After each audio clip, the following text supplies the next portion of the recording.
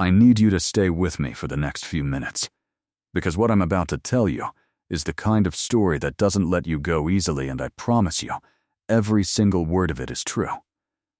There is a specific kind of silence that lives inside a broken marriage. Not the comfortable quiet of two people who've known each other so long they don't need to fill every moment with noise. No. This silence has weight. This silence sits at the dinner table and watches you pour 2 glasses of water and pass the bread and ask about each other's days. And it has always known that the two people performing this ritual have already lost each other. They just haven't said it out loud yet. I lived inside that silence for 8 months before I understood what it was. My name is Carl. I'm 39 years old. I build custom homes for a living, foundations, frameworks, everything that holds a structure upright against weather and time. There is a cruel irony in that, and I've had long enough to sit with it now that I can say it without flinching. I spent 15 years building other people's forever homes, while the one I was living inside was quietly, methodically, being hollowed out from the foundation up. My wife's name was Natalie. Natalie Grace Webb, Nicalloway, from a small town outside Savannah, Georgia, the kind of woman who made every room feel warmer the moment she walked into it. I fell in love with her in the parking lot of a grocery store in 2008 when she backed her car into a shopping cart and got out and apologized to the cart. Actually apologized to it. I laughed. She turned around, saw me laughing, and instead of being offended, she started laughing too. We stood in that parking lot for 45 minutes, talking about nothing and everything, and I drove home that night, knowing my life had just changed direction permanently. We got married in 2011. We had twin daughters Lily and June, who came into the world 16 minutes apart and have been competing ever since over absolutely everything, in the most loving way imaginable.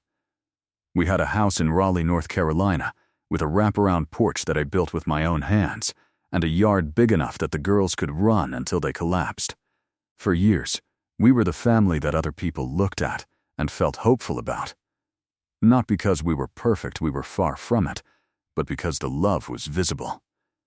You could see it in the way we moved around each other, the way she'd hand me coffee without asking, already knowing how I took it, the way I'd reach for her hand in the dark without thinking about it, and she'd already be reaching for mine. I want you to understand that before I tell you what came next. I want you to understand that what we had was real. Because people always want to say, when a marriage falls apart, that there must have been signs from the beginning, that it was never truly solid. They say that because it's more comfortable than the alternative, that sometimes something real and good can be destroyed anyway, that the damage doesn't come from weakness in the foundation. Sometimes it comes from someone deliberately taking a sledgehammer to it. The distance started about 2 years before everything collapsed. It came in gradually, the way water rises slowly enough that you keep adjusting, keep telling yourself the level is normal, until one day you realize you're standing in it up to your chest and struggling to breathe. Natalie became quieter. Not sad, exactly, just further away. Her eyes, when she looked at me, had developed a quality I couldn't name then, but can name now. She was looking at me from somewhere else. From a life she was building in parallel to ours, one I knew nothing about. I suggested counseling. I want that on record, because I think it matters. I was the one who said we should get help. I wasn't running from the problem. I was running toward a solution. I loved my wife, and I loved my daughters, and I was willing to sit across from a stranger and crack myself open if it meant keeping my family whole. That's where I was. That's who I was. We were referred to a counselor named Dr. Gregory Harmon, highly respected, 15 years in practice, a framed photo on his desk of himself and his wife at what looked like a beach somewhere tropical, both of them smiling. A wall of credentials, a voice that was steady and measured and made you feel the moment you sat down in his office, that you were in the safest possible place to be honest. He was, maybe, 48. Athletic build, the kind of man who seemed to have arranged every visible detail of his life to project absolute trustworthiness. I trusted him from the first session. For 11 months, Natalie and I sat in those leather chairs in Dr. Gregory Harmon's office, and we did the work, or what I believed was the work. I talked about how I struggled to be emotionally present, how the demands of running my own construction company made me exhausted and sometimes unreachable. I talked about my fear that I'd inherited my own father's emotional rigidity. I talked about the specific texture of my love for Natalie, and how desperate I was not to lose her. I said things in that office that I have never said to another human being, before or since, because I believed I was in a protected space, because I believed the man guiding the conversation was committed to our healing. Every word I said in that room was a gift I gave to my enemy. The moment I first knew, truly knew, came on a rainy Thursday in October. Not from catching them, not from a found message or a suspicious receipt. It came from Natalie's face. I was telling her, at breakfast, about a problem on a job site, a supplier who'd sent the wrong grade of lumber and set the project back 2 weeks, and she was nodding along, coffee cup in both hands, looking at me, and I stopped mid-sentence. Because the look on her face was not the look of a woman listening to her husband. It was the look of a woman thinking about someone else while pretending to listen to her husband. I have been looked at by this woman for 12 years. I know every version of her attention, and what I was seeing was the absence of it, dressed up to look like presence. I didn't say anything. I finished the story. She said, "That sounded frustrating." I said, "Yeah." We got the girls ready for school. I drove to the job site, and I sat in my truck for 22 minutes before I could make myself get. From that morning forward, I paid attention differently. I'm going to be honest about this part, because I think honesty is the only thing that makes any of this worth telling. Monitoring someone you love is its own kind of torture. Every piece of information you gather is both a confirmation you needed and a wound you didn't want. You become a detective in the middle of your own life, analyzing the smallest things: a text notification she angles away from you, a name that appears twice in a week in casual conversation, a shift in her perfume on evenings she said she was working late. You gather evidence and simultaneously grieve each piece of it, because evidence means you were right. And being right about this is the worst prize. 3 weeks into paying careful attention, I had a picture that was devastating in its clarity. The pattern of her late nights. The solo sessions she'd started booking with Dr. Harmon, individual appointments, she said, to work through some personal struggles she didn't feel ready to bring into our couples sessions yet. The Sunday afternoons where she took drives alone that sometimes lasted 3 hours. The way she looked when she came home from those drives, flushed and distracted, and then, carefully, deliberately reassembled herself into wife before walking through the door. I started building my case the way I build everything methodically, without rushing, without revealing my hand. I spoke to an attorney first. Her name was Diana Cross, and she came recommended by my accountant as the most thorough family law attorney in Wake County. She was direct in a way I found deeply studying. She didn't offer me sympathy she didn't mean. She offered me strategy, which was exactly what I needed. She told me what evidence would be relevant, what would be admissible, and what my rights were as a father of 2 minor children in the state of North Carolina. I walked out of her office with a plan. I hired a licensed private investigator named Dale Whitfield. I am not ashamed of that decision. When you are facing the dismantling of your family and you need documented truth, you hire a professional. That's not paranoia. That's intelligence. Dale was methodical and discreet, and within 11 days he provided me with photographs, timestamps, and a written account that removed every remaining shadow of doubt. Dr. Gregory Harmon, the man I had paid every other Thursday for 11 months to help save my marriage, the man to whom I had confided my deepest fears and most private failures, the man with the framed beach photo of his wife on his desk. That man. When I saw the documentation, I didn't cry. I didn't throw anything. I sat at my kitchen table at 11 o'clock at night, the house quiet, both daughters asleep upstairs, and I felt something I can only describe as a kind of terrible clarity. Like a fog had burned completely off, and I could see for miles in every direction, and what I could see was the full, exact shape of what had been done to me. No more uncertainty. No more wondering if I was imagining. The truth had a weight and a dimension and a set of edges, and I held it in both hands and let myself understand it completely. Then I put it down, made myself a cup of coffee, and started building. The first call I made was to Diana. She had already anticipated the next steps. The documentation provided by Dale created a foundation for the divorce proceedings that was, in her words, unambiguous. North Carolina is not a no-fault, only state marital misconduct is relevant to proceedings.